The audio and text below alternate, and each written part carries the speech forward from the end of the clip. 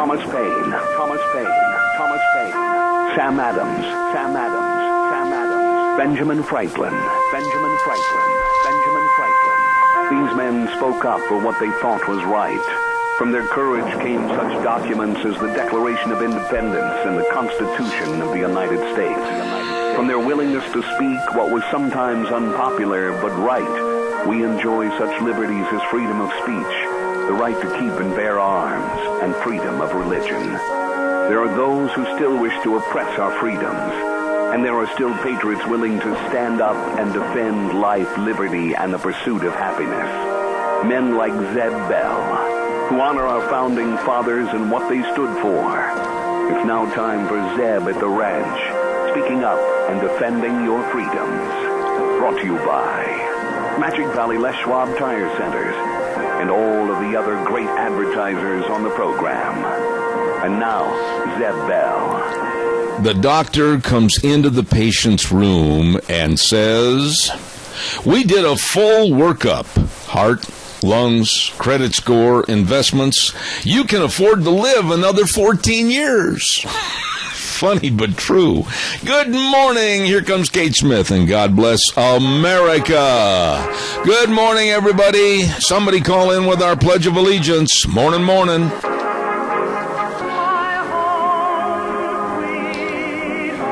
That beautiful, beautiful voice, Kate Smith, and God bless America. Good morning to you and yours, and may the best happen to you and yours today. And right now it's time to tell you this is Zeb at the Ranch. I'm Zeb Bell with our major sponsor, your Magic Valley Les Schwab Tire Centers, all 7 locations serving you, along with some of our great advertisers, including Western Waste Services, always at your disposal. And right now, here is a patriot with our Pledge of Allegiance. Good morning, sir. Oh, the Patriot is there. Good morning, nice and loud. All right. I pledge allegiance to the flag of the United States of America and to the republic for which it stands, one nation, under God, indivisible, with liberty and justice for all. Excellent job, Wheels. Thank you much. And it's time now for the weather forecast, and the weather brought to you by our dear friends that really are celebrating Christmas with all the decorations and everything and all the decor for your home. Oh, my goodness. And they've got gift cards, too, and that's Cheney Flooring and Home Design at 1228 Oakley Avenue in Burley. Look for the blue door. How about getting some new flooring for Christmas? Oh, your wife will just think you're the greatest thing in the world. You give them a call or stop in. Carpet and flooring, kitchen construction, home decor items, whatever you need to make your house a home. Cheney Flooring and Home Design. And now here's the lovely Gina with the weather. We are finally hitting midweek, and here is your weather forecast. We are in a wind advisory for today through about 8 o'clock tonight. Winds out of the southwest about 20 miles an hour, gusts possible of 35 plus. Other than that, afternoon rain showers, high of 50, tonight low of 35. Tomorrow, those rain showers will continue, plus it will remain on the windy side out of the southwest, right around 17 miles an hour. High of 44 for tomorrow, tomorrow night, low of 27. For Friday, mostly cloudy and 38, and Saturday, cloudy and 35. Yesterday's high was 51. The overnight low was 36. That's your weather for Zeb at the Ranch. I appreciate it. Gina always does a great job. Thank you very much. The weather brought to you by Cheney Flooring and Home Design. Merry Christmas from Kyle and Whitney and the whole crew at 1228 Oakley Avenue in Burley. Look for the blue door. All right, here's the game plan for this morning, folks, and it's going to be a hurry rush hour because in about, about 5 minutes, I'm expecting a call from United States Senator Mike Crapo, and I'm not going to be taking any outside calls this morning, unfortunately, and I mean that. It's going to be a short interview, but at least it's better than no interview at all, so bear with me. Want to remind you, too, about our friends over at Ramsey Heating and Electric. Oh, my goodness sakes, they are busy right now, making sure that you're taken care of for the winter, keeping warm and toasty. They've got all the furnace filters, brand new furnace filters over there. And when you turn the dial up on that furnace, yep, the old furnace in the basement smiles and gives you extra heat. Make sure you take care of that furnace with those furnace filters. They've got all your heating and electrical needs at 2600 Overland Avenue in Burley, where they provide warm winters and cool summers. Ramsey Heating and Electric. You stop in and see them today. Real quick, I want to remind you, too, we're going to be over at Denny's next week. Holy buckets, am I looking forward to this. Thomas and Terry, the whole crew, we're going to be broadcasting live and direct right from Denny's at 611 Overland in Burley. Next Wednesday, the whole program, it's the Denny's Old Fashioned Merry Christmas, and it's really going to be fun. We've got the Burley High School Choir carolers going to be singing Christmas carols. I have heard they are wonderful, and we're going to have door prizes. Santa Claus is going to be there. I called direct to the North Pole and made arrangements for his schedule.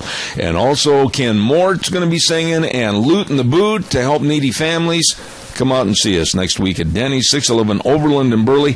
And always remember, the best of food, breakfast, lunch, and or dinner is at Denny's. Guarantee it. Calls are welcome and appreciated this morning at 436-2244, 1-866-927-4587. And I want to just talk to you real quick before Mike calls in this morning. We're going to be visiting with him about gun control, the Second Amendment, and how the left and their plans for complete control might be moved into action if Obama signs an executive order. I'm really worried about that, and that's one of the things I'm going to ask Mike about this morning. Don't forget the Book Plaza with my dear friend, Colonel Dale. And when I say that, this is one of the nicest people I've ever had a chance to work with, and I appreciate him. Colonel Dale at the Book Plaza, 222 West 11th Street in Burley, and they've got thousands and thousands of books. I don't know who counted them, but boy, they've got thousands and thousands of books, gifts, jewelry, everything, and big Christmas giveaway, too, over $1,000 in prizes, gifts, and cash. Register right at the store to win. At the Book Plaza, 222 West 11th Street in Burley, wishing you and yours a very Merry Christmas. Oh, and two, don't let me forget, I want to extend Christmas wishes from some great folks this morning, including Rogge Auctions. Ron, Cade, Corey, and Jed. They really do an outstanding job as auctioneers. And remember, if you've got a sale coming up or considering a sale, get a hold of Rogge Auction at 431-0074. And they wish you a very Merry Christmas. And my dear friend, Representative Fred Wood, had a chance to talk to him yesterday as he was working out. He said, I'm huffing and puffing, but I can wish everybody a very Merry Christmas. And that's from Representative Fred Wood. Thank you very much. All right, we got time for a caller to give me a jingle on the landline at 436-2244, 1-866-927-4587. I'd like to hear from you this morning, so give us a jingle, please. The subjects that are really becoming prominent with this administration, with 407 days left in Obama's tenure, gun control, climate change, and terrorism. You've got to admit, you never probably thought that we would be in this position after 8 years of Obama. I didn't really. I thought maybe the hope and change might come through, and now I can only hope that there is a change quickly in the 407 days left of this man.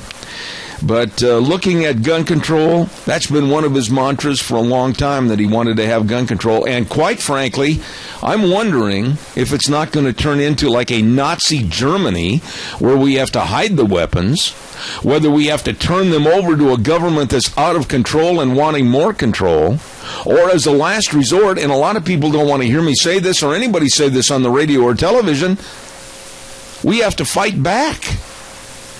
And the GOP is under siege by some very unknowledgeable people, including our own local Times News and their editorial staff, and criticizing, I think, Senators Risch and Crapo, and that's one of the things I wanted to talk to them about this morning.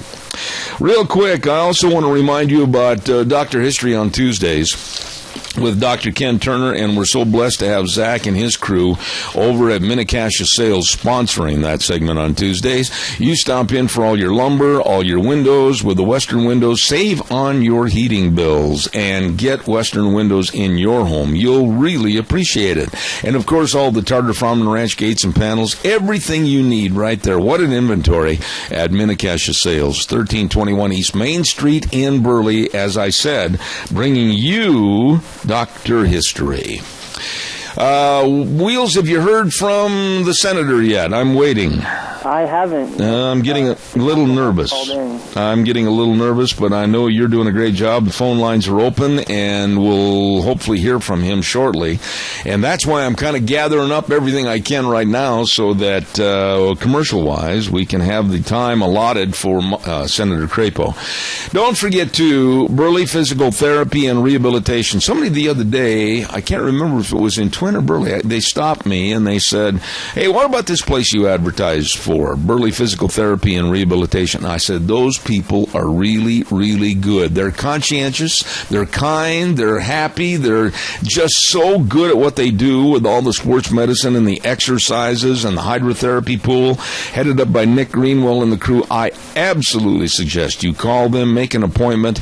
They can help you get back to being you. 678-1191. That number again, 678-1191. Burley Physical Therapy and Rehabilitation. Really good folks.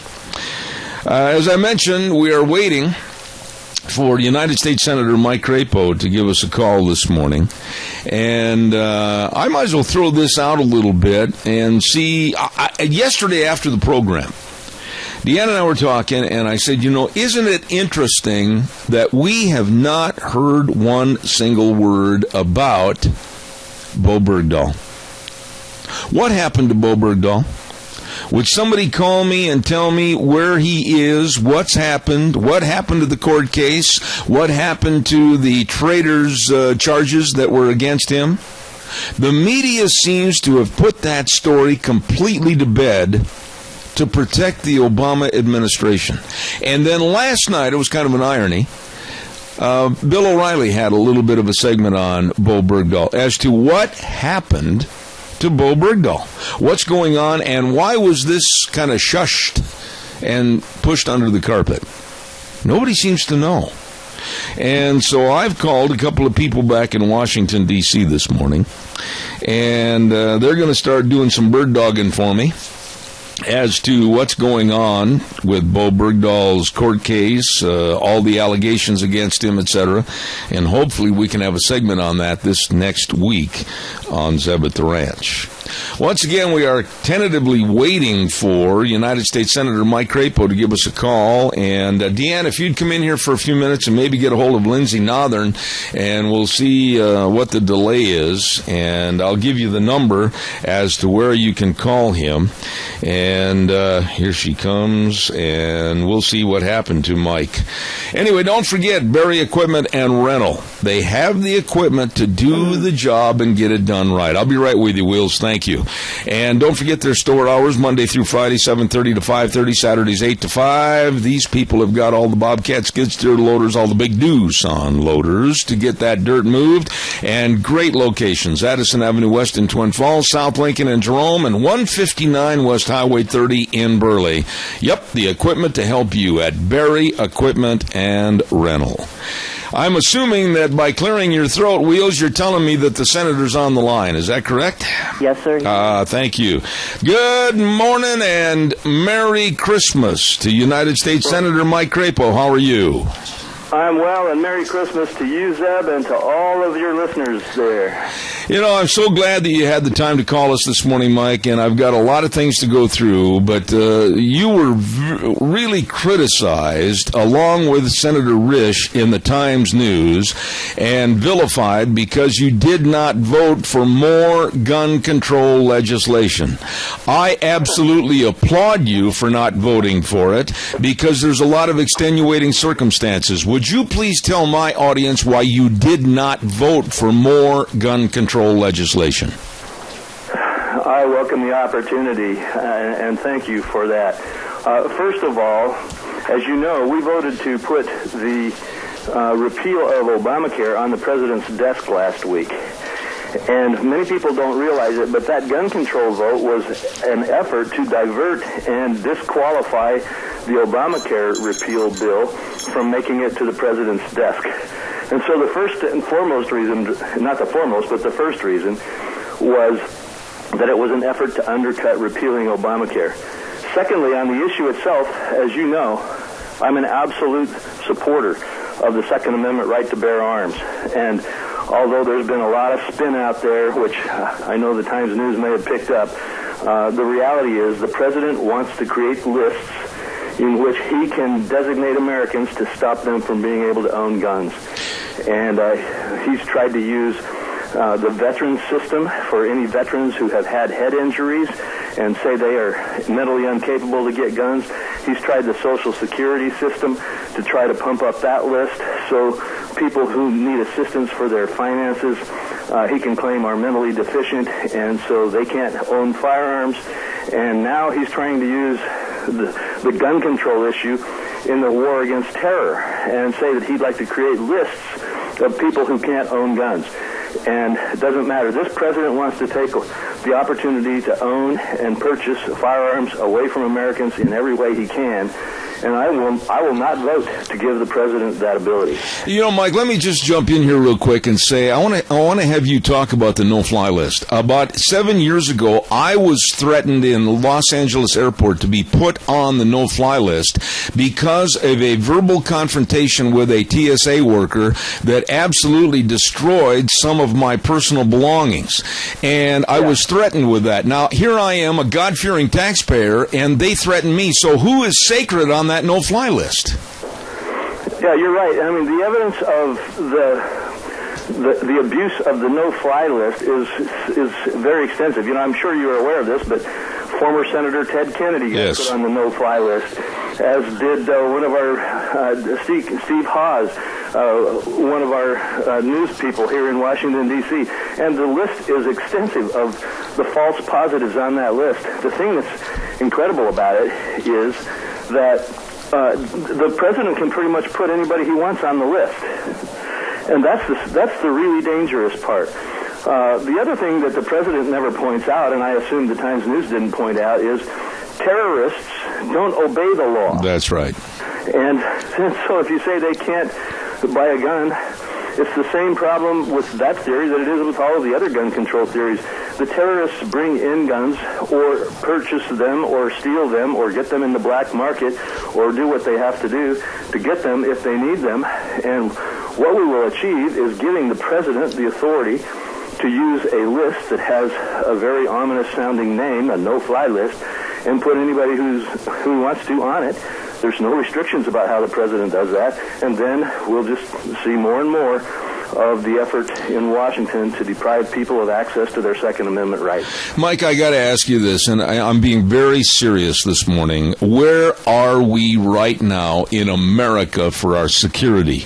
The other night, watching and listening to Obama for 13 minutes on Sunday evening, it left me with a feeling that he was basically admonishing me as an American citizen and telling me that I have to be more loving to the Muslims and more forgiving, and at the same time, he was protecting them. Where are we security-wise in this country? Well, we do have a very strong and active intelligence and security-focused system in America. I've got to give credit to those folks who are working day and night to protect us, and they, for the most part, are doing a very good job. I have to say that. But you're right, at the policy level, we have a president who basically in his speech said everything's going fine, did not change a thing, and just said we're getting ISIS through our anti-ISIS plan. This is the president who said they were a JV team and had been contained. Said they were contained the day before the French attack. And so we have a president who just will not take seriously the level of the threat, and who is willing to push the issue over into gun control or other issues that are not relevant, in my opinion. And finally, as you said, to lecture Americans, which is what he did, to lecture Americans, saying that they should not turn this into something where they hate all Muslims. But the president I don't know of anybody who's saying that they hate everybody of any religion. The question is those who are radicalized, those who have been radicalized into a jihadist movement. And we need to recognize that as a threat. And the president, it seemed to me, was very unwilling, so far has been unwilling, to say those words together. And I don't understand it. Mike, let me ask you, do you feel secure, not as a senator, but as a father and a family man, do you feel secure in knowing that we have a vetting process that really understands all about these Syrian Muslim refugees coming in? Do we really know everything about them, or are we being lied to?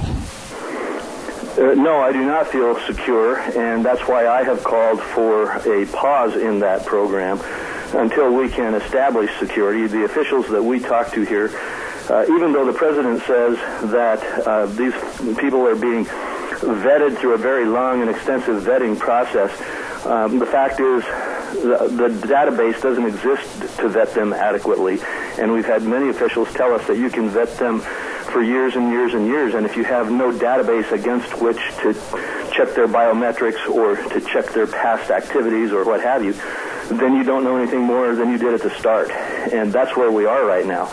And we also are seeing revelations come forward in just the last week that our government knows that the refugee program is one of the channels that ISIS is focusing on to try to infiltrate the United States. When we know these things, we should be much more careful.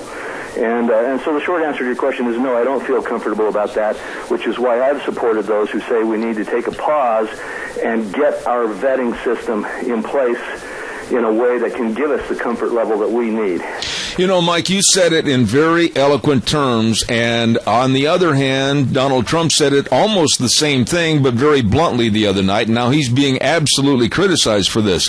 What are your thoughts about Trump saying, yeah, we should take a hold on this thing right now? He didn't say permanently. He said until we get a handle on who these people are, but it seems like the GOP and the Democrats are going out trying to hang the man. What are your thoughts? Well, I think that part of the problem may have been that he was almost all-inclusive and tried to move it to an entire religion as opposed to focusing on the regions like Syria and others where we know the problem exists. That may be it. I can't tell you for sure. I suspect they would attack him no matter what.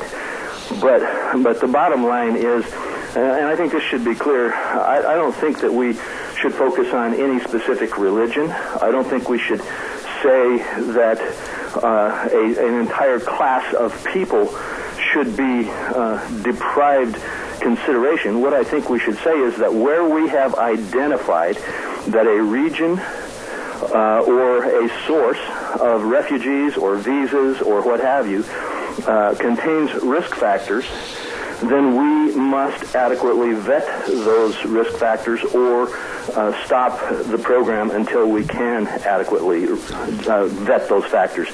And, like you said, you can say things in different ways.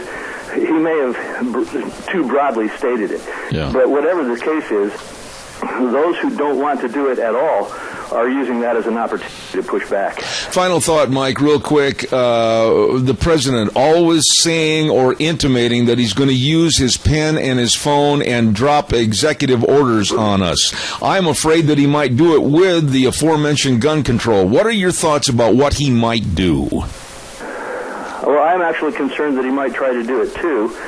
And in fact, I mentioned earlier that he tried to do it with regard to Social Security and with regard to veterans. And that was through an executive order, not through Congress legislating. So he's already started down the path of telling the executive agencies to look for ways to increase the number of people that they can put on the criminal background check list, which stops them from being able to purchase or own a gun. And the next steps, I don't know, but I wouldn't put it past him to try to do something by the use of a pen with an executive order or a ruling by an executive agency. And we just got to be ever alert to this. And I'm hopeful that the American people will stand up when and if he tries to go further with it. All right. I know that you have another appointment, and God bless you, and Merry Christmas, United States Senator Mike Crapo. Thank you for your time this morning. Thank you, Zeb. Great to visit with you. All right, take care. Thank you very much. You too. Bye-bye.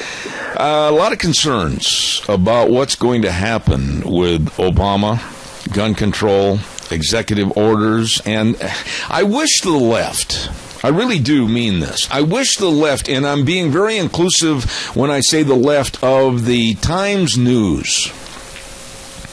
There is a op-ed board at the Times News that I wish they'd do a little bit more research as to what is being done, what is being perpetrated, and what the effects would be. Instead of just making blanket statements like they did in an editorial they had a few days ago in the paper, a big jeer to Senators Mike Crapo and Jim Risch, who again this week voted against common sense gun legislation to expand background checks for guns purchased online and at gun shows and make it illegal for people on terrorist watch lists to purchase firearms. As I stated a few moments ago, and I'm not proud of this, but I had an altercation, a verbal altercation, with a TSI agent at LAX about 7 years ago.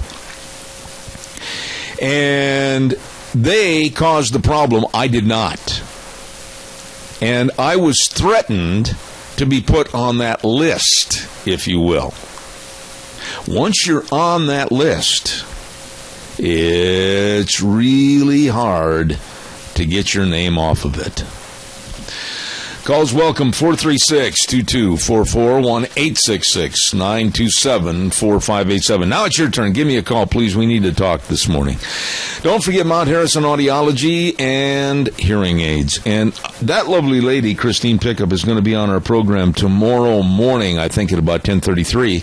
And we're going to be talking about hearing. Hearing is so special. I mean, like the other day we were in town, Deanna and I, we were doing a little shopping and everything, and we went out to eat, and the songs, the carols and everything. Oh, I just love this time of the year. Well, don't miss any of it. Be sure and call for a hearing screening if you're having problems. 312-0957. Right across from the Minidoka Hospital Emergency Room, Mount Harrison Audiology and Hearing Aids. Really nice people.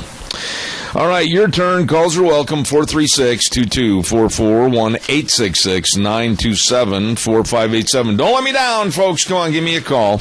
And while I'm waiting for your call, don't forget this next Saturday. This is really an outstanding party, and I think they've had, oh my goodness, it's an annual party for how many years, I don't know, at Four Paws Bed and Bath for your pets, 370 West 200 south of Rupert. It's a Christmas open house. Great refreshments, pictures with your Doberman sitting on Santa Claus's lap. I can't wait to see this. And a chance to win valuable prizes. And it's free. Free. I love that word. So get on over there and enjoy the Christmas party at Four Paws this coming Saturday from noon to 4 at 370 West 200 south of Rupert. Number to call, 438-4444. I tell you, that it's a fun deal with all the pictures and the dogs all dressed up and everything. Caller, good morning. Thank you. You're on the air. Good morning, Deb. Good morning, my friend. Yes. You know, here just recently I heard, I don't know if it was from you or Fox News or whoever, they said, go out and buy a gun. Now, I think protection is a good idea, but just to go out and buy a gun is not going to protect you. Well, wait a minute, Keith. I can address that. And on this program, we only deal with facts and truth. For many, many weeks now, I have been advocating with an ad that I run with Red's Trading Post in Twin Falls. I've been advocating, and I've said these words, and I'm paraphrasing, that I really think now is the best time, if you've never considered it before, to get a gun, learn the safety procedures, take a concealed weapons permit, and understand all the safety and regulations. But now is the best time, I think, ever to get a gun, because you have to be your first line of defense. You can't rely on the police or sheriff's department. I have said that on this program now for about 3 or 4 weeks. Yes, I understand that. But someone else, evidently, said, you know, we want you to, every family should have a gun. Now, I agree with this, that you should be armed, but to just go out and buy a gun and put it in your closet isn't going to do you any good. No, I've never advocated that. I've never... Buy a gun without proper training. That's exactly right. And I have said that and stipulated that on every single time that I've mentioned that on the air.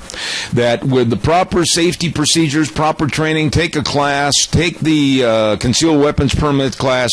I totally agree with you. A gun is nothing to fool around with and not have any experience or knowledge. But on the other hand, I still maintain that I'm right now more than ever before. It's a necessity to make sure that you can protect yourself and your family. Absolutely, and I agree with you 100% on that. But being able to hit the target you're pointing at is so important.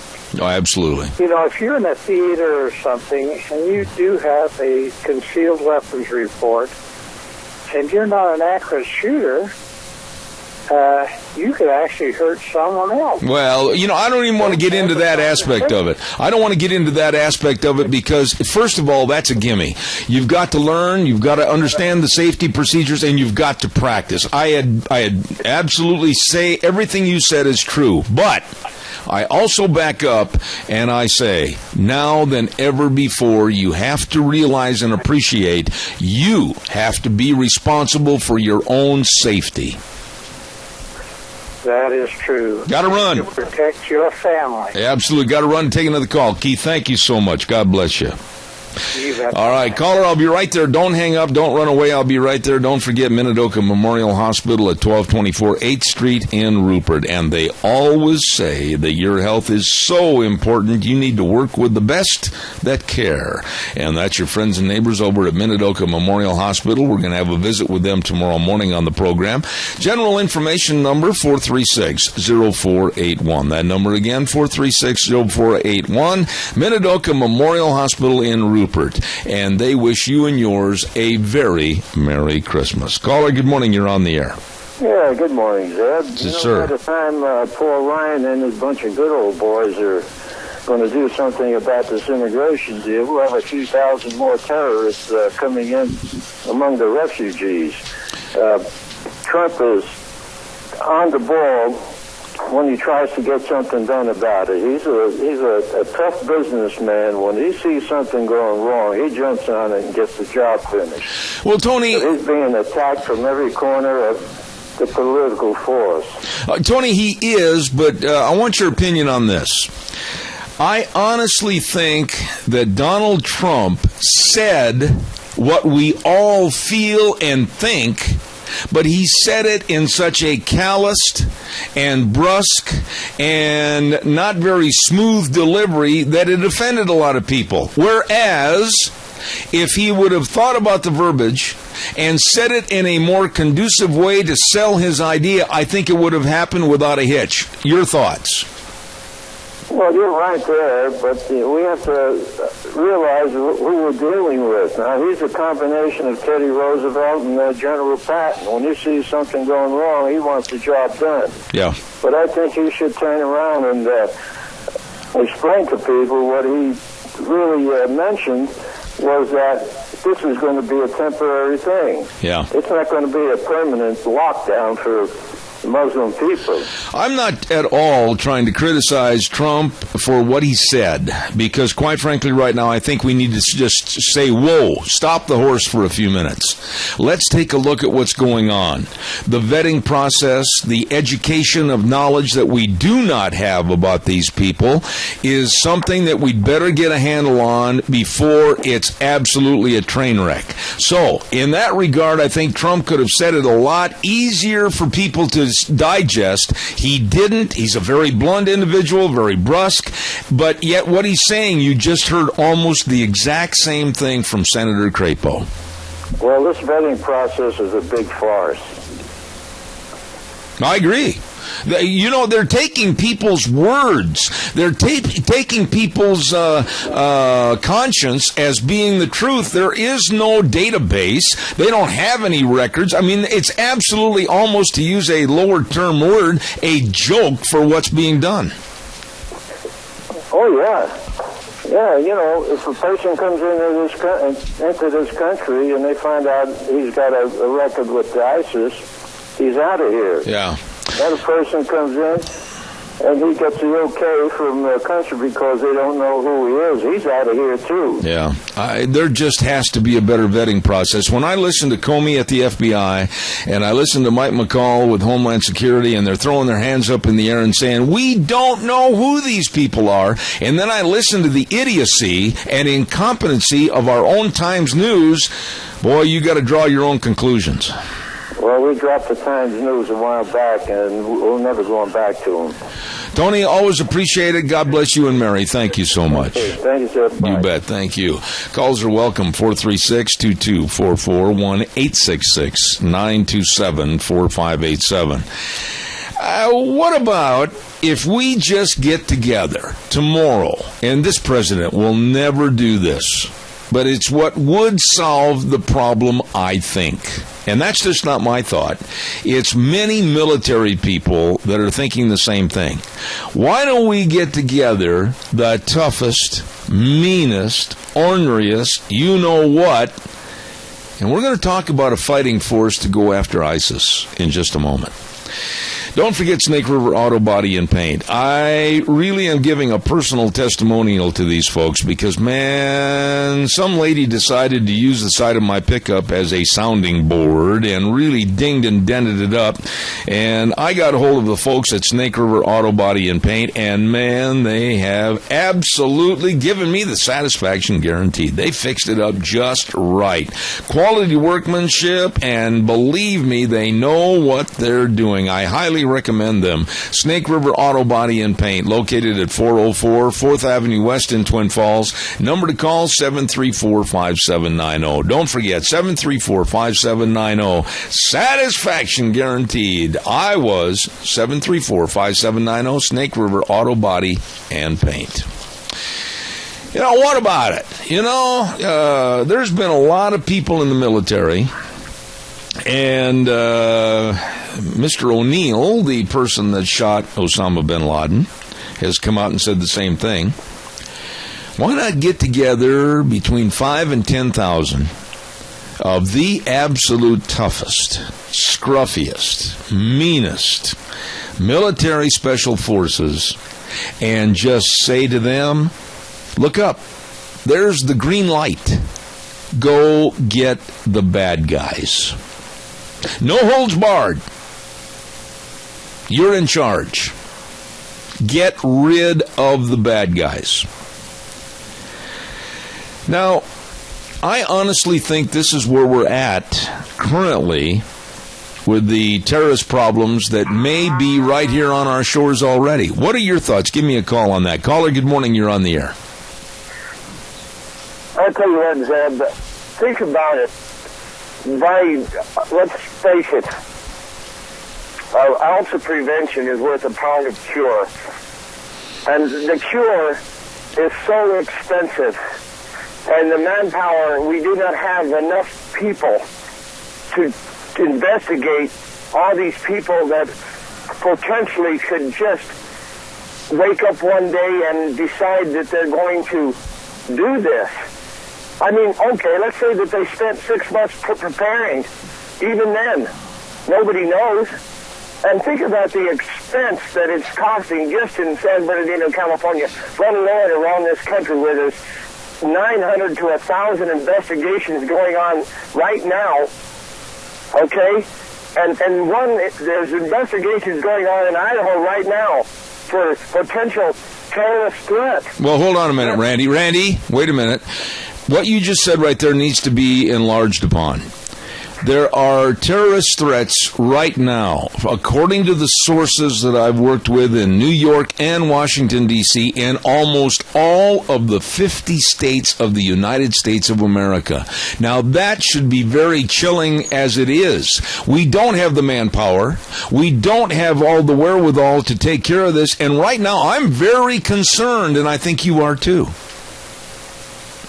Well, think of it. The Tsarnaev brothers in Boston bombing, they slipped through the cracks. These people in San Bernardino slipped through the cracks. I don't know if James Comey is a good, honorable man or not, but he probably wants to protect him and his family. So he's doing his damnedest to make sure that this thing doesn't get to him, at least. I mean, that sounds selfish, but it's true. Okay. Think about it. They cannot keep up. And the money that we spend on frivolous insanity, going to meetings about global warming. Yeah. What about protecting? Last night, Josh Earnest was on he said, the president takes an oath to whatever the oath is. I need to learn it. But the thing of it is, and he brought that up, the gall of that. Well, you know, I'm going to stop you right there because I know you're going to let your temper overrun your mouth, and I don't want you to get in trouble. But what you're saying is 100% true, Randy. I mean, the idiocy, the incompetency, and the absolute amateurism of this president thinking that global warming meetings are more important than what's going on with our nation's security. You've got to be kidding me. This guy's a cartoon series. Well, every time he goes someplace, the expense is so massive. It's just unbelievable. And the preparations there where he goes, 10-mile radius to protect him.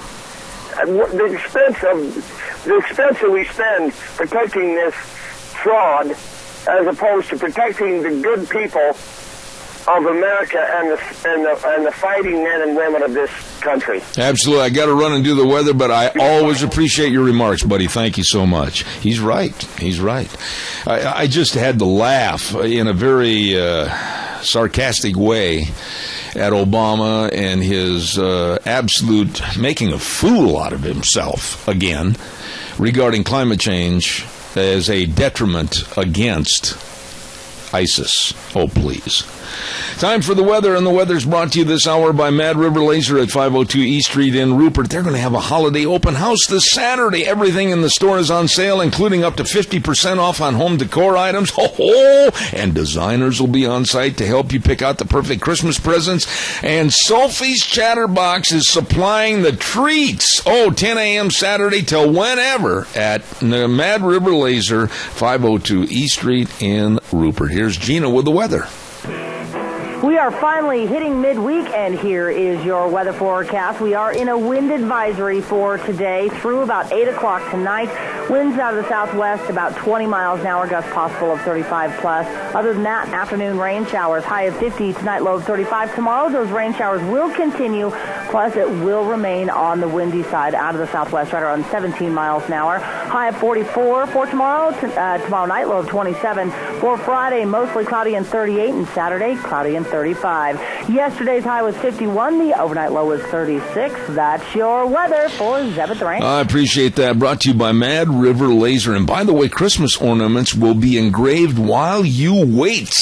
This coming Saturday at Mad River Laser, 502 East Street in Rupert. Really nice folks.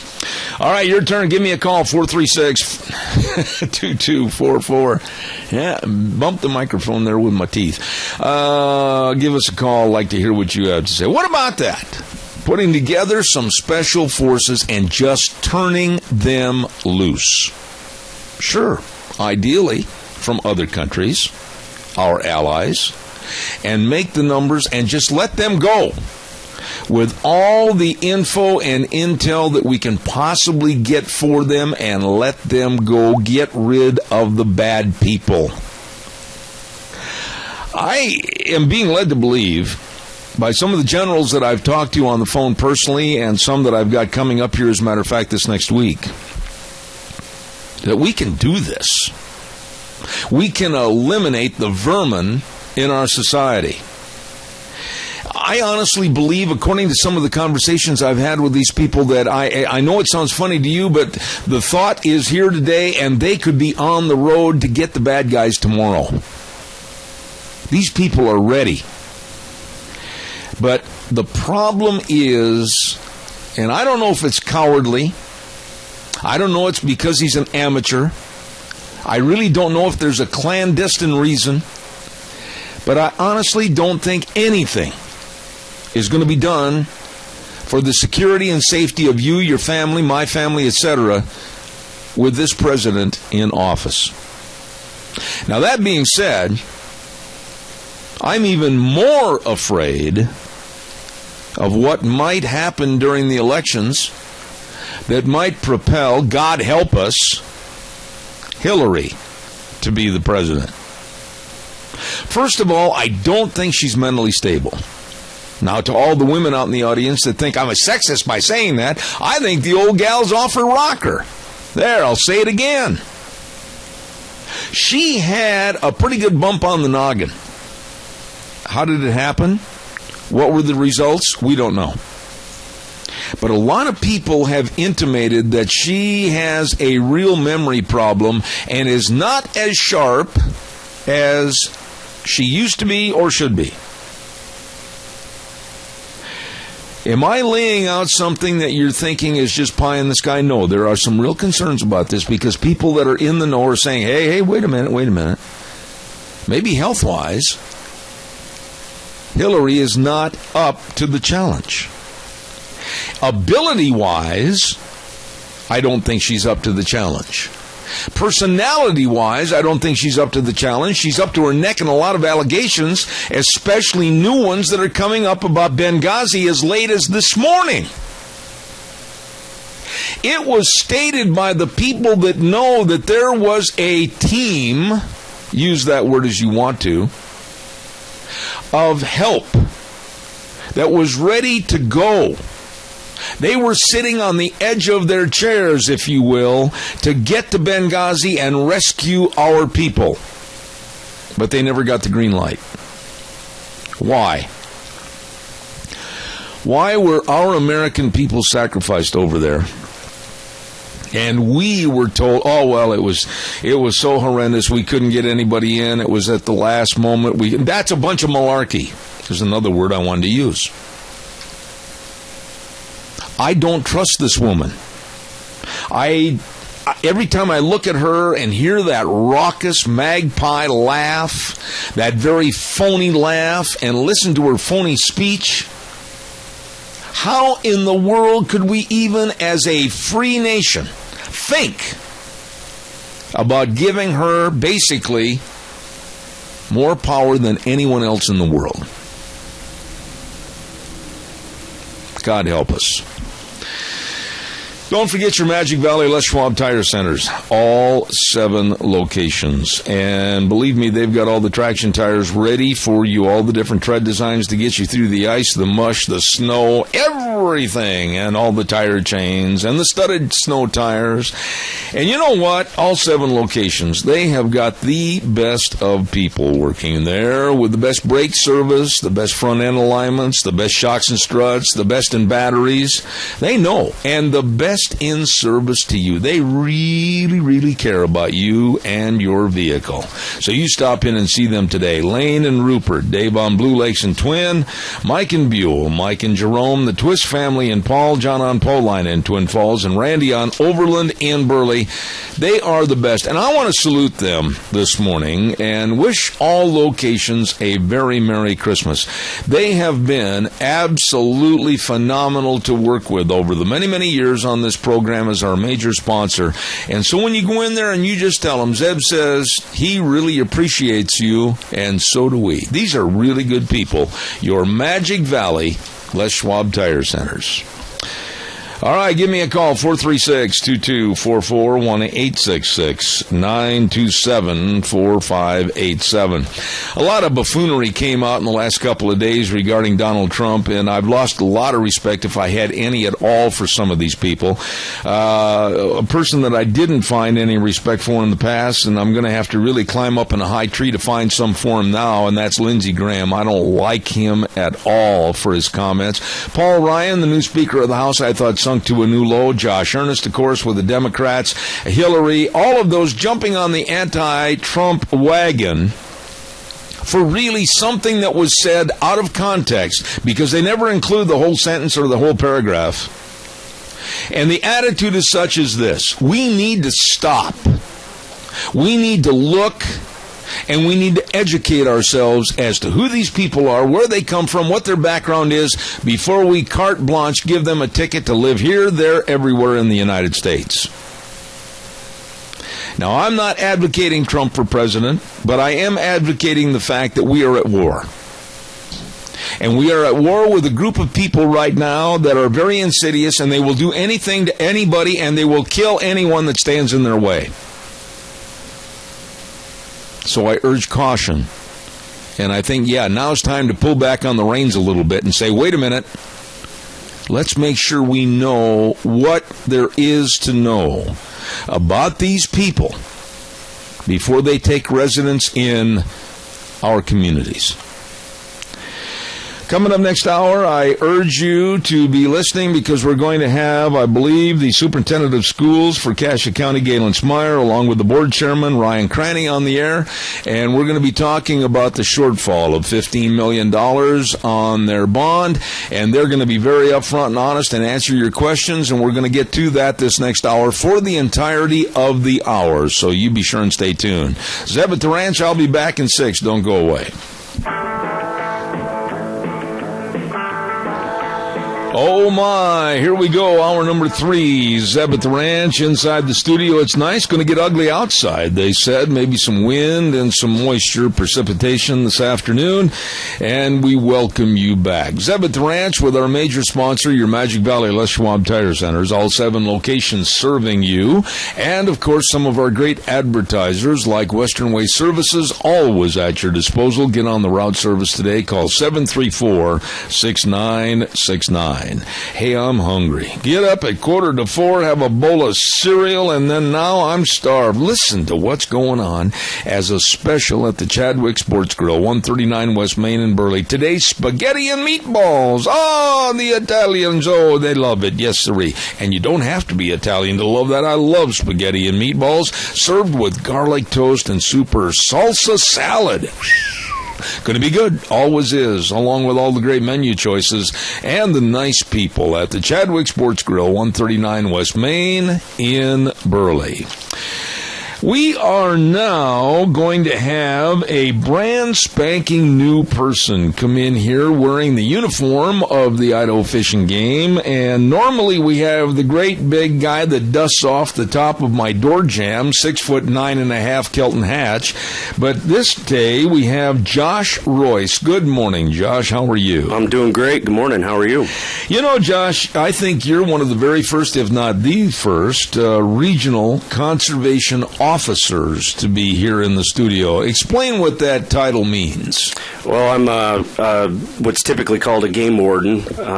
You know, that old terminology's gone, isn't it? We still use it because folks know what it means, and especially okay. now with all the shows on Discovery Channel and Learning Channel, there's a lot of game warden shows out there, so folks are getting more exposure to who we are and what we do. But I'm a conservation officer is what I do with Idaho Fish and Game, and my title is Regional Conservation Officer, and what that means is I supervise the enforcement program here in the Magic Valley region. So now, when you say enforcement program, what do you mean by that? What is the enforcement program? How would you encompass that statement? Oh, that's an excellent question, and I could probably talk for the whole segment about that alone, but What we do as officers, we're all peace officer certified. Right. So we all go to post in Meridian, like every city, state, county officer. We're authorized to enforce all the laws of the state of Idaho. But our primary directive is to enforce fish and game laws. So it's under Title 36 of Idaho Code. The alternative to that type of program would be like Oregon. Oregon utilizes state police to enforce fish and game laws. In Idaho, we work for fish and game. All of my officers, including myself, have at least a bachelor's degree in fisheries or wildlife. We take biologists and we teach them how to be a cop, and then we send them out to enforce the fish and game laws. And essentially what we do is we make sure that fisheries and wildlife can meet their management goals. Right. Now, when you say you have the police training and everything, so basically you are a policeman / game warden. That's correct. Okay. Yep. So if there is some kind of a problem in the woods, in the hills, whatever, you have the same authority and same law behind you as a law enforcement officer. That's correct. Idaho Game Wardens got peace officer certified status in 1982, shortly after Pogue and Elms were murdered. Exactly, I remember. And that. the landscape has changed. It's different than it used to be. In what way? I come from a law enforcement background. My grandfather was the Gooding County Sheriff, and my grandfather was a trooper in Idaho. And what we do is more law enforcement as game wardens now than what they did back, 40 years ago, because the landscape has changed. It used to be you could just go out and be a good old boy game warden and drink a cup of coffee with everybody in camp and have a conversation, gather a little biological data, and make sure that everybody was following the rules. We still do that, but the problem is there's an increase in drug use and bad behavior and illegal activity that we see in the woods, and that includes drug usage, illegal drug usage, methamphetamine, meth cooks that are going out into the hills, as well as marijuana grows, illegal marijuana grows. You really bring up a topic of information. I don't want to get away from your very nicely typed list, which never happens with Kelton, but anyway. In other words, may I use one word and describe your job today as compared to maybe 25 years ago? More wariness. Definitely. And at the risk of offending my brothers and sisters in what we call general law enforcement, I personally believe that it's harder to be a game warden because what we do every day, what my officers do every day, is go out and talk to folks that are just out there doing what we like to do ourselves in our off time. All my guys hunt and fish. That's what we do with our families in our off time. And 99% of the folks that we encounter are just good people that are out there doing what we love to do. But we have to treat everybody with respect and fairness and be professional.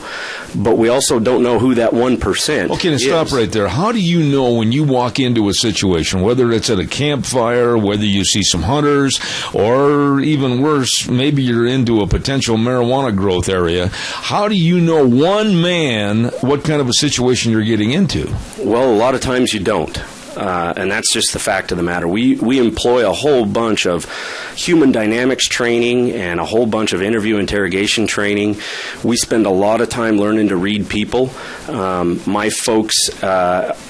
most officers would say, most general law enforcement officers tell us all the time, I could never do what you do because you're out there by yourself, no radio contact in the middle of the night, and everybody's armed and almost everybody's been drinking. Okay, now wait a minute. Stop there, Josh, because that is a picture of one man on an island. I mean, what do you do and how do you train yourself for that kind of isolationism against a major potential problem? Well, the first line of defense, and one that I'm very proud of, my agency is very proud of, is our ability to talk to people. We're polite and professional, and we talk our way out of most situations.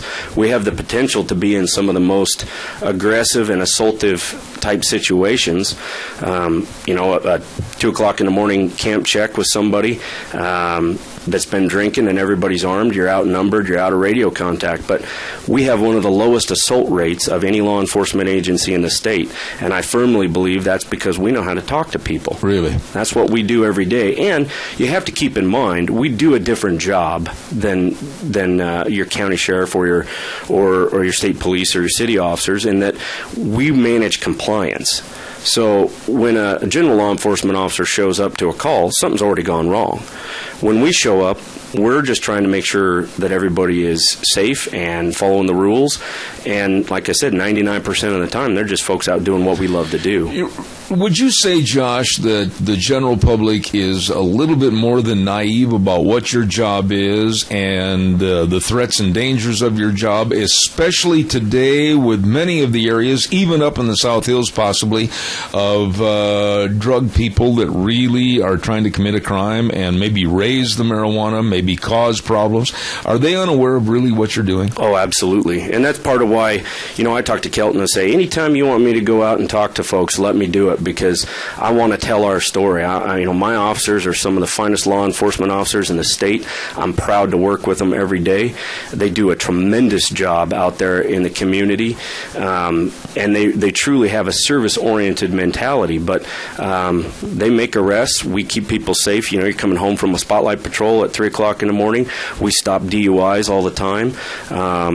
That's not our primary function. I should mention that we're fully funded by license buyers. So we have the authority to enforce all the laws of the state of Idaho, but your tax dollars are already paying somebody to do that. We're all funded by fishing and hunting licenses. Josh, is it naive on my part to assume that, they're not up in the South Hills, they're not over by Sublette? Are there a lot of drug problems up in the hills as far as raising illegal drugs? We had a pretty big peak in that as the borders and the Border Patrol and the DEA and various federal law enforcement agencies kind of constrict on the importation of drugs. We saw a peak in the growth of particularly marijuana on federal public lands. Really? And typically those are found by hunters. And those can be... What would you tell hunters if they stumble into a situation like that? To get out safely. As fast as possible? To get out the way you came and to get out safely, because there are almost always folks in those situations that are there to guard those. And what we have learned over time is that typically the folks that they've posted there come as Mexican nationals who have been kidnapped, and at times their families kidnapped and held. And these folks are posted as guards and told, you just shoot anybody that comes in. Have you had many occasions as to where somebody's called your office and said, holy smokes, I was up there hunting and I stumbled into this? Does that really happen on a frequent basis? Well, I guess it's all relative how you define frequency. Yeah. It's been a couple years since we've had one, but yeah, we've had several instances, and usually my officers are involved in that because of the nature of what we do, the backcountry work and the intimate knowledge of the area and the equipment and the skills to get in and out of those areas safely. So we tend to be involved in that, and I could point to spots on the map that you and I could drive to in 20 minutes where we've had I know what you're talking. I know exactly what you're talking about.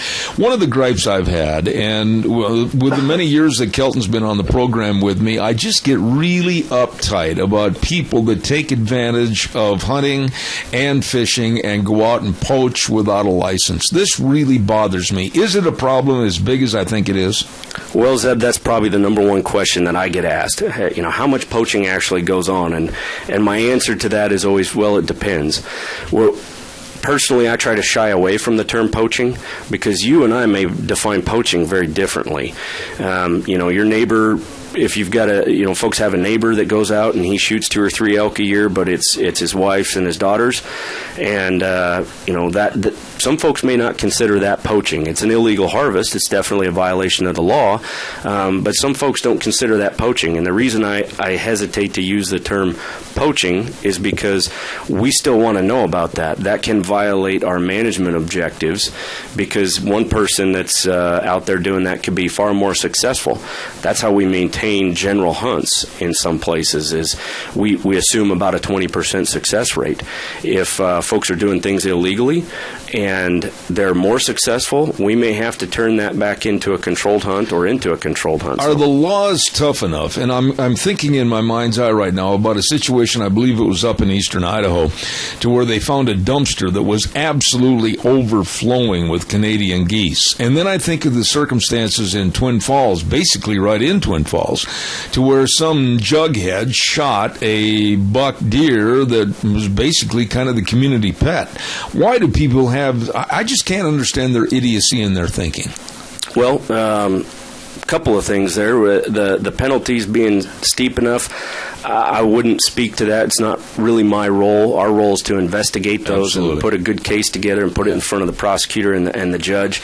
That's up to the community to decide whether those are stiff enough. I'll tell you the instance that you're talking about, we recently had resolution to that case. It's a case we're very proud of. Which one, the deer? Yep. Okay. We worked very hard on that case. We had about 6 officers doing nothing but that for a very long time there, and we're proud to bring that to resolution with thanks to the community, which I'd like to talk about here in a little bit. But primarily, so folks know, that individual pled guilty to taking that deer. We did not recover the antlers of that deer. Unfortunately, I'd love to have that to show people what was stolen from them, but I don't. But he ended up with about $4,000 in fines, about 90 days in jail, and a lifetime hunting revocation. I am concerned that you couldn't find the antlers. Why? I mean, you would think under prosecution and the threat of a stiffer sentence that he would have confessed as to where they went. Well, we believe they were destroyed. Really? Yep, and it was quite honestly a Herculean effort to recover those with our help from the sheriff's office and Twin Falls City PD, and certainly Idaho Fish and Game officers. We spent a lot of time trying to recover those, and as it turns out, they were destroyed, unfortunately. Josh, I can't understand the mindset. I mean, I can't understand the mindset of someone that would go out and kill maybe 40, 50 Canadian geese and stick them in a dumpster, or someone that would go shoot a buck deer out of season just for the sake of shooting the deer. I mean, what is the matter with these people? Well, one doesn't have to look very far on the internet or down the magazine aisle at Barnes & Noble to see that big antlers sell, and ego is a big deal. And not only are they valuable from a monetary standpoint, but ego is a tremendous driver, and we talk about that all the time. We send our officers to narcotics training, investigation training. We send them to homicide investigation training. We know, and I spent about 6 years as an investigator here in the region before I became a supervisor, but what we know, and my own personal experience tells me, is that ego is a driver for most of these things. Folks that go out there, we find a headless deer in the South Hills, or we find this big deer. Just here. Leave the deer lay there and take the head. Yep, Unbelievable. those tend to be ego driven, and we all like to go out and shoot a big animal. I'm certainly no trophy hunter. I don't have time to be a trophy hunter. I'm too poor a shot. But it'd be great if the first critter that walked out in front of me that I had a tag for was a big animal. I'm going to select for that. But we bucks and bulls competition at sportsmen's and things like that. Those are great. Those are important things to tell our story as hunters. But there is a subset of the population who are willing to cheat to make themselves be something better than they really are, and unfortunately, they're stealing that opportunity from a lawful hunter. Absolutely, and that's why my guys are here. That's why we have a job. On the list here this morning, one thing that caught my eye was the canine program expansion. What kind of dogs are used, and how do you train them? I mean, what are you talking about there? Well, that's something that we're really proud of here in the region. Jim Sterling, who is the local officer here in Twin Falls, started a pilot project about 5 years ago, something he had a desire to do, and it's a wildlife detection canine. And his partner, Pepper, who's a black lab, has done some tremendous things, made some phenomenal cases, both in search and rescue, as well as finding evidence and collecting evidence on the scene of crimes, things that we would have a hard time finding otherwise. Really? Yep. How do you teach a dog for that? Well, they're built to do it. It's you take a dog that likes to sniff birds, and a dog like a lab that wants to please, and you have them sniff a gun. And when they react, you reward it. And Pepper's a tracking dog and an evidence collection dog. Now, it's very important to note that our dogs, and we just recently expanded this program, in fact, last week. So we're putting a dog in Sandpoint, and we're putting a dog in Idaho Falls. So we'll have a total of 3 dogs in the state. It's important to know that our dogs are not bite dogs. They're not typical law enforcement dogs. I see. Our dogs are designed to go into schools and into programs and be at the county fair, and people can pet them. And they're all 3 labs. In some respects, listening to what you said earlier about the policing aspect of your job, I wouldn't mind if I were a fish and game officer having a dog with me 24/7. Yeah, most of us, you watch a game warden truck drive around, they've usually got a dirt bike and a dog kennel in the back. And, I've had labs for years, and my dog goes with me to work all the time.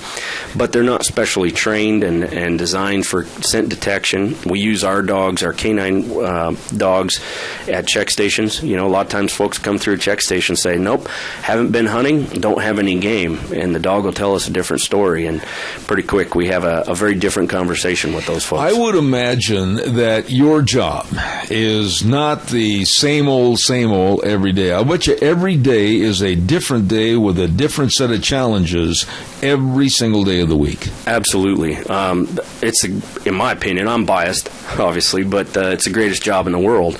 It's something that most of us have wanted to do our entire lives, and I'm certainly no exception to that. Growing up in Idaho, all I ever wanted to be was a game warden or a fighter pilot. Wow. And I chose game warden, and by golly, I'm glad I did. I love what I do. I love who I work with. I love working for the people of the state of Idaho. But it is something different every day. We always joke, you pull out of the driveway as a game warden, you say, well, do I want to go left or right today? And a lot of times there's a lot of truth to that. But Josh, going back about 10 minutes ago in our conversation, being alone out in the woods, not just for the human problem, but also with the wildlife problem, you've got to really know what you're doing and be very aware. Yeah, and this is something, and I'm not afraid to toot our folks' horn, but our officers are some of the most highly trained law enforcement officers in the state of Idaho, including special weapons teams and things like that. We send them to all kinds of training on how to deal with wildlife-human interactions. We send them to human dynamics training. Our folks are excellent at public relations because what they do every day is different. You could go out and respond to a domestic dispute and help out the county. A lot of times we're the first folks on scene at like at a campsite or whatever, or a violent criminal act. All our folks live in town usually, in the town that they're assigned to, and so in some parts of the state our officers are the only law enforcement officer in their small town, and so the county dispatch calls them and says, hey, we got a drunk down at the bar, can you get there? Our closest officer is an hour away, and so our folks respond to that. We do a lot of youth hunts, taking kids hunting for the first time, which is something I'm very passionate about. We do a lot of biological work. Our folks, like I said, we're biologists with law enforcement training. And we go out and help the fisheries crew shock and do sampling. Our folks are usually in the helicopter counting deer and elk. We do things, we're always on capture where we're collaring deer. Those are some of the things that we do day to day, and you never know what that next call is going to bring. I don't mean to embarrass you by asking you this question, but have you had a situation in your career that really left you kind of sweating a little bit as to how the outcome would be? Oh, absolutely. Really? Yeah, without question. Yeah, I've been the first responder to vehicle accidents. I've arrested people. You show up, and one case in particular, just down on the Snake River, an individual was snorting meth and doing a little sturgeon fishing, and you never know how those are going to go. And when you're down in the canyon in some of those places, you don't have radio contact, and I can tell you, you come on real strong, and it can get western real quick. So. I would imagine, and correct me if I'm wrong, Josh, but one of the worst situations would be to be a game officer in a campsite with a domestic violence problem. Yep. Oh, I wouldn't want to be there. Yep, absolutely. What we know about domestic violence things is they never really go well for the officer. Yeah, you're kind of damned if you do and damned if you don't, That's exactly right, yep. Yep, a lot of times, unfortunately. So you have to be also a trained psychologist. Yep. Well, like I said, we send our folks to emotional intelligence training, human dimensions. We do a lot of that type of work because ultimately, to be perfectly honest, we don't manage animals as game wardens. We manage people. I agree with that. And the best game wardens are the best people at reading and working with people, and that's what we focus on more than anything. Absolutely. Real quick before I have to take a hard break, what about the Magic Valley Facebook page? What do you want me to talk about on that? Well, that's just something that we created. We have a Magic Valley Facebook page that gives you some updates and some ideas and some information about what's going on. I always tell people, don't expect a whole lot because we're not social media experts that are running that. That's managed right here out of the Magic Valley. And Doug McGargle, our fish manager. I know Doug. He's promised to take me fishing 25 years ago. And so Doug and I and Ross Winton, another wildlife biologist, we manage that. So we're not experts. We just try to tell our story and get information to folks. All right, we're going to have more with Josh Royce, and he is the Regional Conservation Officer for the Fish and Game. We're going to have more with him in just a moment. Stay tuned. Real quick, before I go to the hard break, Merry Christmas wishes from Golden Valley Warehouse at 468 West, 1000 South of Burley. Number to call, 678-7324. And don't forget, they want to let all their customers know how much they appreciate their business, and they wish you a very Merry Christmas from Golden Valley Warehouse. Along with the Goodie Shop. Oh, this is quite a place at 133 West Main in Burley. And if you're having a hard time deciding what to get your boss or your co-workers for Christmas, don't forget, Shelley and the crew can make up something really special. Baskets full of cookies, fruit, whatever. Give them a call at 647-0106. The Goodie Shop in Burley. Right now, we're going to send it back over to our main studios for about 3 minutes. We'll be right back. And now, back to Zeb at the Ranch on AM 1230 KVAR. To reach Zeb, call 436-2244 or toll free 1-866-927-4587. And now, here is Zeb Bell. More Merry Christmas wishes from Magic Valley Irrigation, 44 East, 500 South of Burley, 678-3101. And to all the area farmers and ranchers, thank you for doing business with Magic Valley Irrigation. Jeff and the whole crew wish you a very Merry Christmas. And from our dear friends at the Minnecasia Chamber of Commerce, Kay and the whole crew, 1177 7th Street in Hayburn, 679-4793. The number to call the Chamber. Wonderful place, great visitor center and gift shop at the Minnecasia Chamber of Commerce. Wishing you and yours a very Merry Christmas. I've got a different guy on this month for the Fish and Game, and he's doing a heck of a good job. And just kind of keep this to yourself, Josh, but we're going to relegate old Kelton to sweeping the floors and taking out the trash from now on. Your secret's safe with me. Okay, don't tell him. No, he does a great job. I really enjoy the monthly visits with him on this program when he's not chasing turkeys. Okay. Josh Royce, Regional Conservation Officer for the Fish and Game. I've learned a lot just by talking to you in this last 30 minutes. Let's talk a little bit about the deer hunt this fall and the prognostications for next year after the winter ranging, etc. What does it look like? Well, we've had fawn survival has been through the roof. I mean, that's what Kelton was telling me. Unbelievable for the last 3 or 4 years.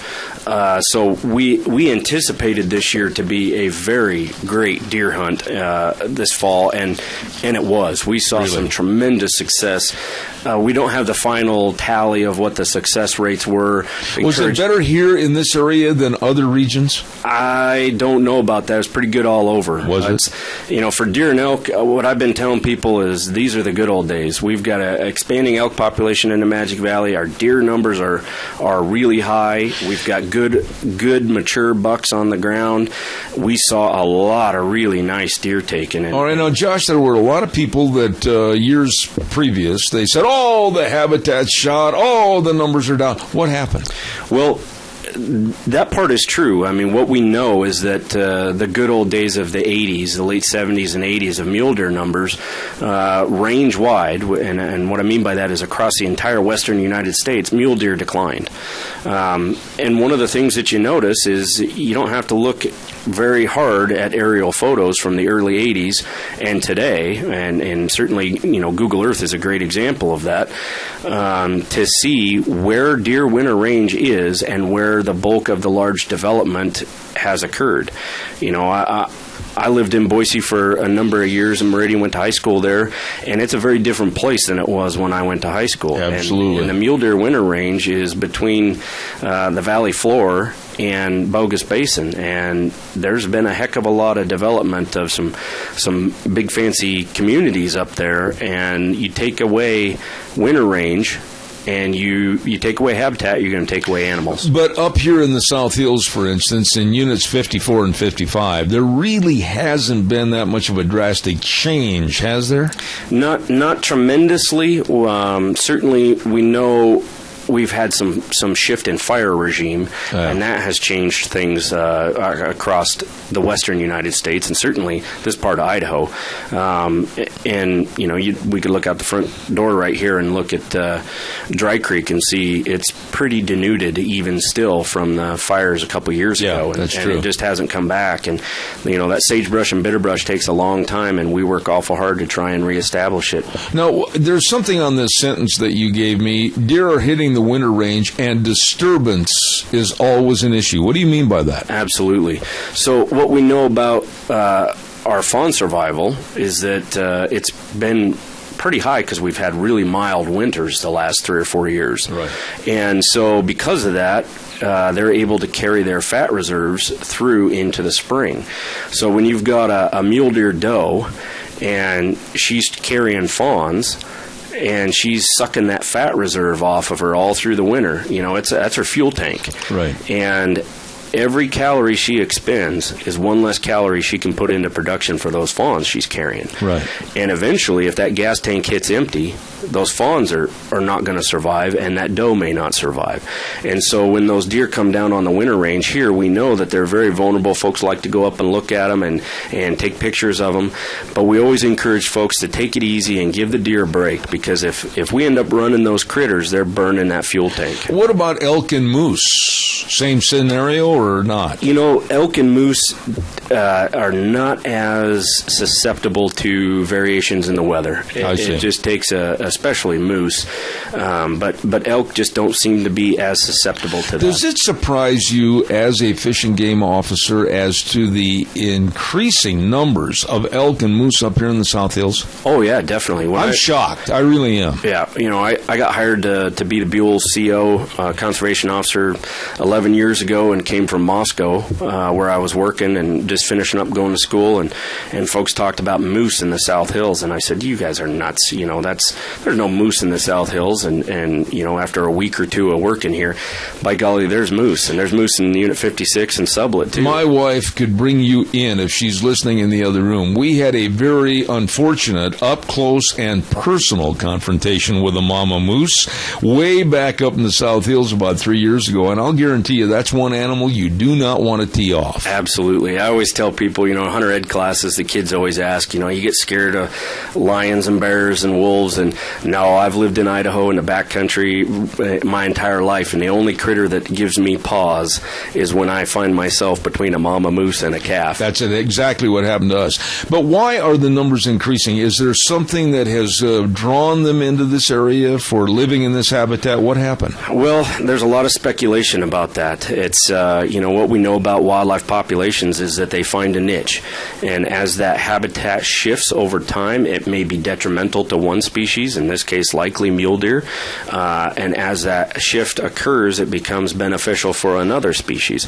And there's some research across the country in the journals and publications to suggest that a shift in habitat, if it's the right shift in habitat, can cause a decline in mule deer populations and an increase in elk populations. Oh, really? I don't know that that's what's going on here. I wouldn't speculate, but I know that in other parts of the western United States that has been documented. Calls are welcome, 436-2244, 1-866-927-4587. A really nice guy, Josh Royce, Regional Conservation Officer. When you talk about numbers, I mean, I have gone up there many, many times on the four-wheelers and stayed up there for a day or two, and I can honestly say I think I've seen herds of elk, maybe 35, 40 to a herd. Oh, yeah. And this time of year, a lot higher. Yeah. Yeah, you'll see 100 in a group now. And the moose, like I said, just seeing one of the most, caller, I'll be right there, but one of the most intriguing sights I saw last fall was we were on top of this hill, just kind of resting, and all of a sudden my wife said, "Look at that." And right across from us was a great big old cow moose and her calf just plodding along. It's amazing what you can see, and a lot of people don't think it's up there, but it's in the South Hills. Oh, yeah, right out our back door. You know? Absolutely. In fact, unfortunately, with the expanding moose population, they've been a little too close out our back door, and my crew's been... That is true. We've removed some moose from Twin Falls city limits here this last and summer. In Kimberly. Yep. Because I know Dave Wright, my good team roping buddy, had one right in his backyard. Yep. Okay, caller, good morning. You're on the air. Go ahead. Good morning. A while ago you were mentioning that you found a whole garbage container full of Canadian geese. I live right where these geese fly over every fall, and I noticed this year there wasn't near what there usually is. And then I went up to Boise, and usually in Boise you see geese everywhere. And it seems like they've really thinned them out, or something happened up there. Did they do something up there to thin these geese All out? right, we'll have him talk about that on the air, Dwayne. Thank you for your call. I appreciate it. Before you answer that, Josh, not that I'm trying to be the other side of that record, but here at Murtaugh, naturally with the Murtaugh Lake, I was going to comment and say I've never seen so doggone many Canadian geese in my life. So how would you respond to that caller? Well, what we know about wildlife is that their migration patterns shift from time to time for various reasons, and so places where you typically have seen flights of geese over your house, sir, that may change from time to time. To speak directly to the Boise issue, geese were something that were pretty sparse, and although Leopold talks about the decline in geese populations, and it's a success story of conservation driven largely by hunters that we have as many geese as we do today.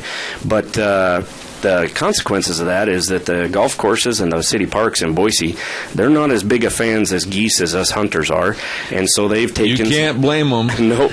They've taken a lot of steps here in recent years to encourage those geese to go out into other areas that aren't city parks. You know, this has nothing to do with the airport here, but I have flown into airports where it's a real danger. I've flown into a lot of smaller airports in Minnesota and Wisconsin and other parts of the Midwest, and it's a danger. Oh, absolutely. Yeah, bird strikes are something that pilots get very, very concerned about. What can they do without literally going out and killing the birds or getting rid and eliminating the birds, but what can be done? Well, we permit most of the airports in the area, in the state actually, to allow them to haze those animals and encourage them to go elsewhere. And in the event of an issue with human safety, they're actually permitted to take those animals and kill them. I was talking to a pilot for an airline back in the Midwest who hit one upon takeoff, and it can be a disaster. Oh yeah, absolutely. Absolutely. I mean, as hunters, we all know those are pretty big critters. And to take one of those at 100 miles an hour or whatever. Absolutely. That's no good. We're going to have the weather forecast on right now, brought to everybody by Scarrows Meats, 331 North Road, Jerome. Number to call, 324-7657. They are changing the way we eat, one delicious bite at a time. They guarantee everything they sell, and everything they sell is delicious. Scarrows Meats over in Jerome. With my buddy Don Scarrow and the crew. Right now, here's Gina with the weather. We are finally hitting midweek, and here is your weather forecast. We are in a wind advisory for today through about 8 o'clock tonight. Winds out of the southwest about 20 miles an hour, gusts possible of 35 plus. Other than that, afternoon rain showers, high of 50 tonight, low of 35. Tomorrow, those rain showers will continue, plus it will remain on the windy side out of the southwest, right around 17 miles an hour. High of 44 for tomorrow. Tomorrow night, low of 27. For Friday, mostly cloudy and 38, and Saturday, cloudy and 35. Yesterday's high was 51. The overnight low was 36. That's your weather for Zebeth Rand. Thank you, Gina. Appreciate that. And don't forget Scarrows Meats. Hometown meat cutter, locally owned and custom meat processor for over 20 years. Scarrows Meats, 331 North Road, Jerome. The number to call, 324-7657. We're visiting with a very interesting individual, and I'm so glad that he's out here today, and that's Josh Royce, Regional Conservation Officer for the Fish and Game. One of the things Kelton's talked to me about on occasion is the aerial surveys, which I think you guys are nuts to get up there and go vroom, and swooping down and counting and everything. How accurate are they? Well, those counts go into a correction factor in a computer model, and they spit out a pretty darn good estimate. Really? And I'm fortunate enough to have done a lot of flying in my tenure here in the last 11 years in the Magic Valley. I've ridden in a helicopter and counted many, many animals. And it depends, obviously, as you would imagine, on the cover. So in large open sagebrush, and we're counting elk, we're going to get a pretty good count. Good number, good count. You get them into those pinions and the junipers, and, and all of a sudden that correction factor becomes a little less accurate. But I'll tell you, the amount of flying that we do here, and talking to my counterparts across the country, Idaho's data for counting big game animals is viewed across the country as the gold standard. Now, you're going to be capturing some of these animals very soon. Why? Well, when I talk about that fawn survival, that's how we figure that out. So, really? So we capture fawns. We're targeting fawns in particular, and we put a radio collar on them, and then we monitor them throughout the entire year to see how they survive through the winter and where they end up. So when we're trying to make predictions about season setting for the following year or regulation cycle, that's what we're looking at, is what's our fawn survival, and then we'll fly to count bucks and does. Okay, so you put these radio collars on these fawns, and then you, during the course of a 6-month period or whatever, you can basically tell if, quote, that animal is still in the area?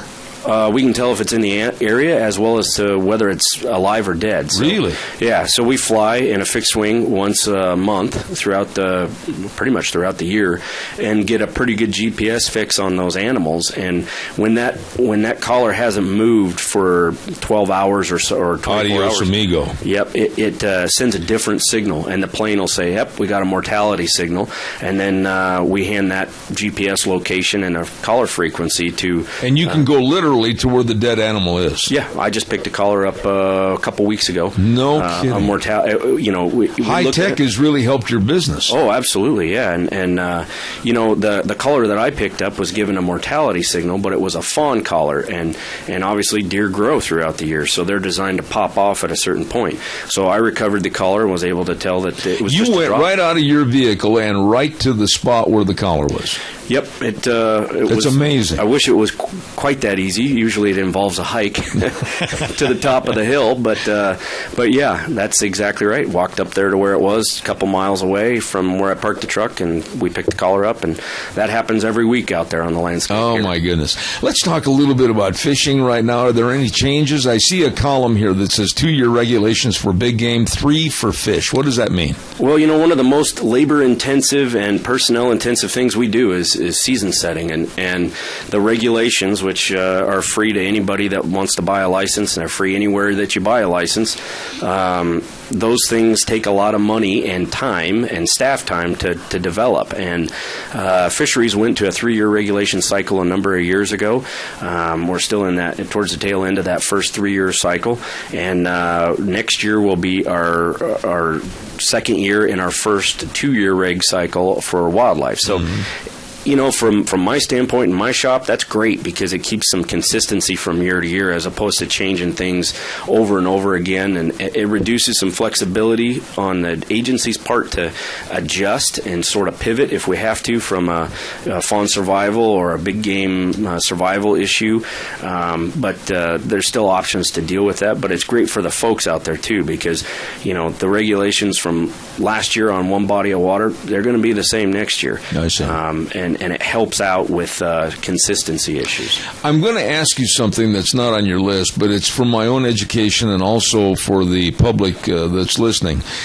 I am a firm believer, because I saw the tracks, that there are now wolves, and I'm not saying that they're living up there, but they were possibly passing through or whatever, but I personally have seen the tracks. Am I wrong?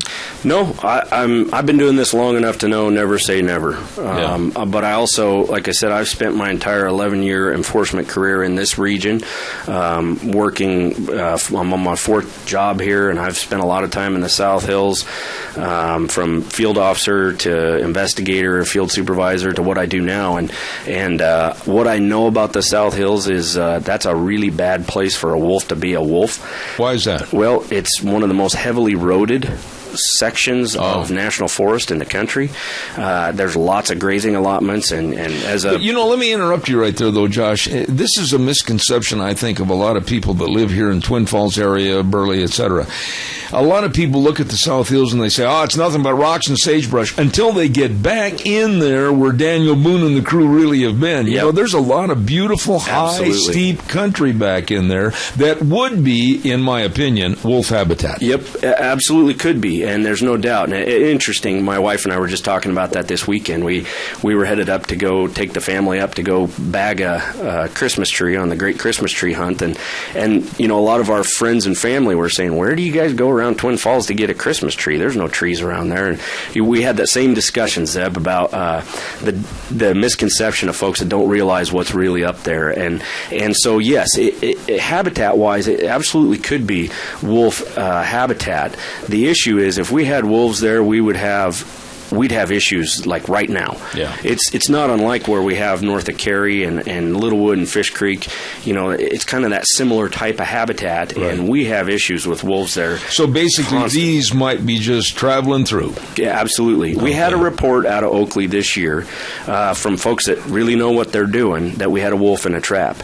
We went and responded to it, and it turned out it was a dog. But everybody agreed it looked like a wolf. Yeah. I mean, even when you had it right next to you, but it had been neutered.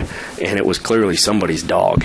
So, those types of things happen, and we hear about it. I never say never. Wolves are hugely mobile. They travel all over the place. So it's certainly possible, but what I can tell you without question is I'm confident that we absolutely do not have an established pack in the South Hills. We know that right now. What you do have is another animal up there that curdles my milk every now and then, and those are a lot of mountain lions. I'm scared of cats.